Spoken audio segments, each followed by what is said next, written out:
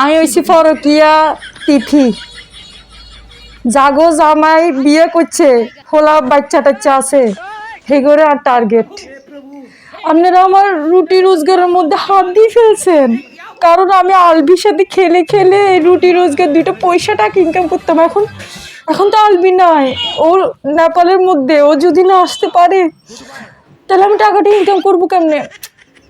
আমি কি বলছি একটু আগে সুইসাইড করতে? আমি তো কখনো বলি নাই। ও সুইসাইড করছে, আপনারা দোষ দিচ্ছেন আমার। আমি কি অন্যায় করছি? আমি কি কোনো অন্যায় করছি? এই আলভি, এই আলভি, এই তুমি তুমি তোমার বউ কেন সুইসাইড করছে? এখন আমার রুটি রোজগার কে করবে? আমরা এখন খেলাধুলা করবো কার সাথে? হ্যাঁ, এই আলভি, এই এই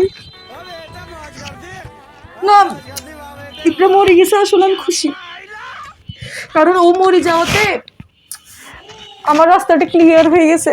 এখন খেলাধুলা একটু ভালো করে খেলা যাবে। হিসেবে হিটতাম। এই আলবি, এই আলবি, শুধু শুধু আপনারা দোষ দিচ্ছেন। বিশ্বাস করেন আমি নির্দোষ। বিশ্বাস করেন, আপনি আমার রুটি রোজগার হাত দিয়েন না প্লিজ। আমি এটা দিয়ে টাকা ইনকাম করি, প্লিজ ভাই, প্লিজ প্লিজ।